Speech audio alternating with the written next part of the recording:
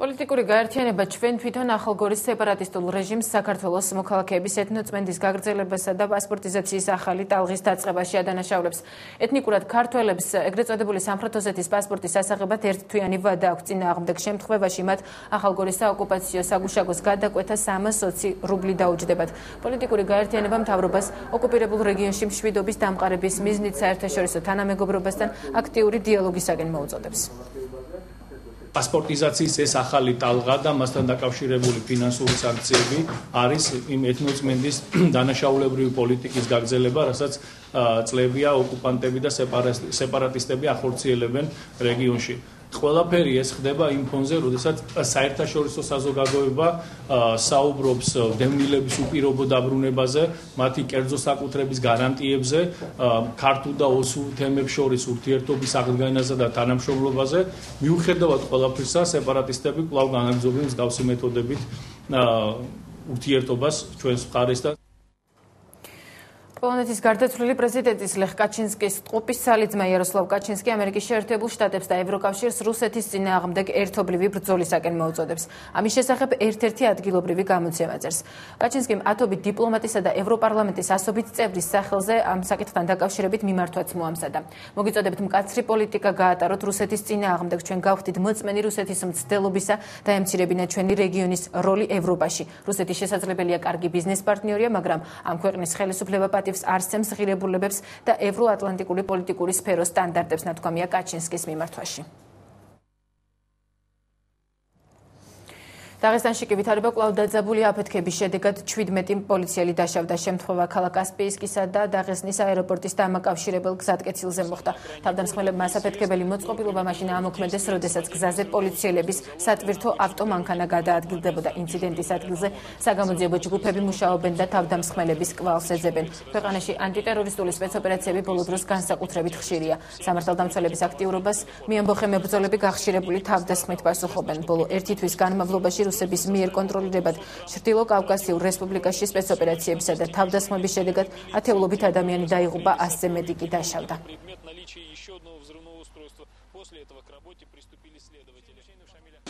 საავადმყოფოში მოყვანილ პირებს სხვადასხვა სახის ჭრილობა აღენიშნებოდათ. მძიმე ხარისხის ტრამვა არც ერთ დაზარალებულს არ ჰქონია. ამჟამად მათ შესაბამისი მკურნალობა უტარდებათ.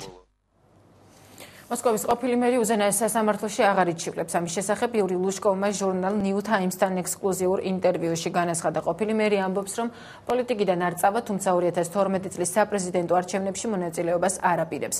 ინტერვიუს ვრცელ ვერსიას ჟურნალი New Times-ი 4 ოქტომბრის ნომერში გამოაქვეყნებს. რუსეთის პრეზიდენტმა დიმიტრი მედვედევმა ლუშკოვის თანამდებობიდან გათავისუფლების განკარგულებას ხელი 28 სექტემბერს მოაწერა.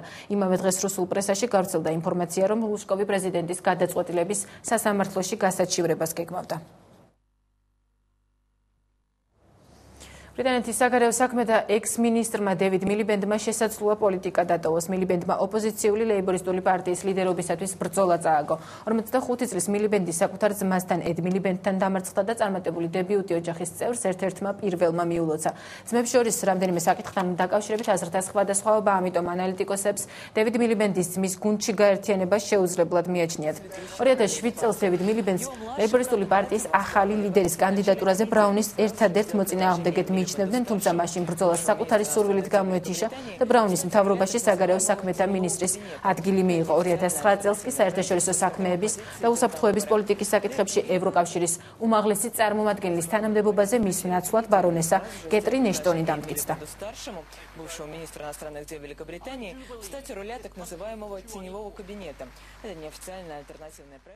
ცენტრალურმა საარჩევნო კომისიამ 2010 წლის 30 მაისის არჩევნებზე ეუთოს სადამკვირვებლო მისიის საბოლოო ანგარიში და რეკომენდაციები წარმოადგინა. დოკუმენტი რედისონში გამართული პრეზენტაციის მონაწილეებს CSKO-ს თავმჯდომარე მზურაბ ხარატიშვილმა გააცნო. ანგარიში CSKO-ს გაწეული სამსახური პოზიტიურად არის შეფასებული, თუმცა ხარვეზებიც არის აღნიშნული. მათ შორის არის საკანონმდებლო ჩარჩო, მისი იმპლემენტაცია, არათანაბარი შესაძლებლობები და საარჩევნო დანაშაულის ცალკეული შემთხვევები. ნეგატიურად არის შეფასებული ასევე ხმის დათვლის პროცესიც. ხარატიშვილის თქმით, ცენტრალური საარჩევნო კომისია ყველა იმ რეკომენდაციას გაითვალისწინებს, რომელიც დასკვნაშია მითითებული. ეუთოს მისიამ 2010 წლის 30 მაისის ადგილობრივი არჩევნები შეაფასა როგორც მნიშვნელოვანი პროგრესი ეუთოს ვალდებულებებისა და სხვა საერთაშორისო საარჩევნო სტანდარტებთან თანხმედრის მიმართულებით. თუმცა რა თქმა უნდა, ასევე მიუთითა გარკვეული ხარვეზები საკანონმდებლობაზე და მისი პრაქტიკული გამოყენებას მიუთითებს, ასევე მიუთითებს იმას, რომ ყველა საარჩევნო სუბიექტს უნდა კონდეს თანაბარი საშუალება არჩევნებში, თანაბარი კონკურენტული საშუალებები არჩევნებში მონაწილეობის დროს. ყველაზე მთავარი რაც იყო დასკვნაში ეს არის პრაქტიკულად ყველა ის ხარვეზი, რომელიც ოპოზიციის მიერ იქნა წარმოდგენილი ცენტრალურ საარჩევნო კომისიაში და რომელსაც საზოგადოება იცნობს, არის ასახული. ეს ეხება როგორ არჩევნების მონაწილე ყველა სუბიექტს, როგორც ხელისუფლებას, ასევე ოპოზიციას, კანდიდატებს, მედიას პირველ რიგში და რაც ყველაზე მთავარია თვითონ საარჩევნო კანონმდებლობას, რომელზეც ჩვენ ვამბობთ, რომ მაშინ კიდევ ბევრი ხარვეზი არის, ბევრი რამ არის დასაზუსტებელი. მე ვფიქრობ, ხელისუფლებასაც და ოპოზიციამაც ბევრი რამ უნდა გააკეთოს იმისათვის, რომ შემდგომი არჩევნებისადმი გაცილებით მაღალი იყოს მოსახლეობის დობა.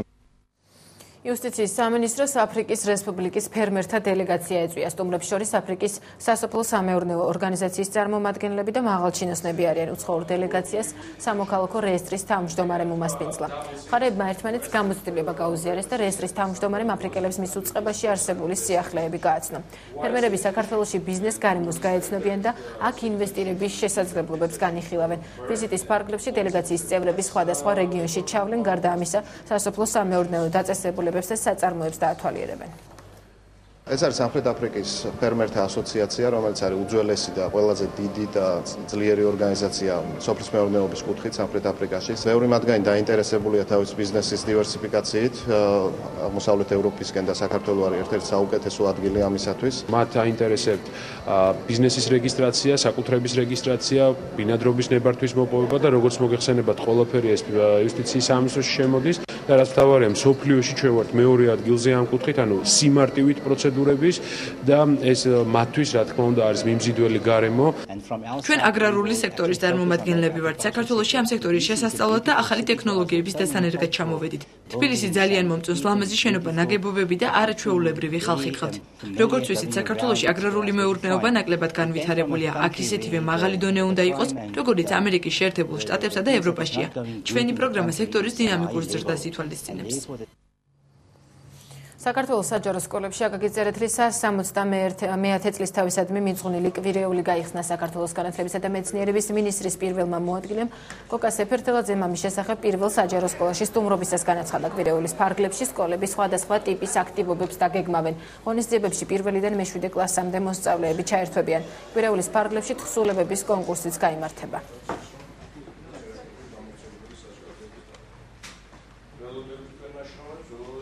აიგეგმება სხვადასხვა აქტივობები, იცით რომ გამოვაცხადეთ ჩვენ აკაკის კვირეული, ბავშვები ჩაატარებენ სხვადასხვა ღონისძიებებს, საუკეთესო იქნება არჩეული, ასევე იქნება თხზულებების კონკურსი და შემდგომ ჟიური შეაფასებს კიდევ 3 გამარჯვებულს, რომლებიც დაჯილდოვებიან ფულადი პრემიებით. საქართველოს ნოტარიუსთა პალატამ სასწავლო ცენტრის პრეზენტაცია გამართა. ცენტრი ნოტარიატის შესახებ საქართველოს კანონის საფუძველზე შეიქმნა და მისი ერთ-ერთი მთავარი ფუნქცია ნოტარიუსთა სტაჟიორების გადამზადებაა. სასწავლო ცენტრი სტაჟიორებს როგორც თეორიულ, ასევე პრაქტიკულ სწავლებას მიესწრის 8 თვის განმავლობაში სტაჟიორებს ლექციებს მოწვეული სპეციალისტები წაუგითხავენ.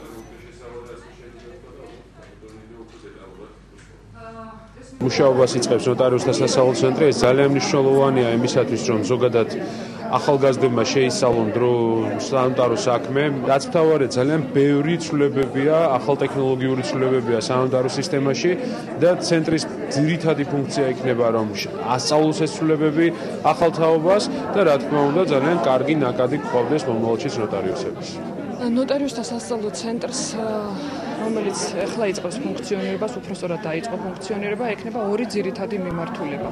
პირველი, ეს არის სწავლება გათვალისწინებული იმ კატეგორიის მსმენელთათვის, რომელთაც სურთ, რომ დაიკავონ ნოტარიუსის თანამდებობა. მიმართულება სასწავლო ცენტრისა ეს იქნება უკვე მოქმედი ნოტარიუსებისათვის.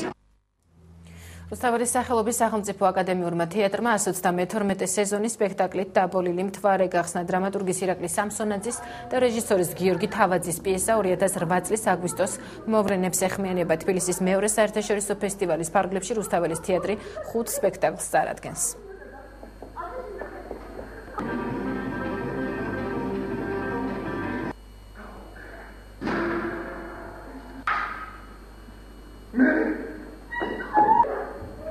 შეიძლება ითქვას, რომ ეს არის ექსპერიმენტი, რომელიც შეიქმნა ჩემ მეგობართან რეჟისორ გიორგი თავაძესთან ერთად. ყველამ ერთად გადავიტანეს ეს საშინელი უბედურება, რაც ამ ომმა მოგვიტანა, რუსეთ-საქართველოს ომმა, აგრესიამ.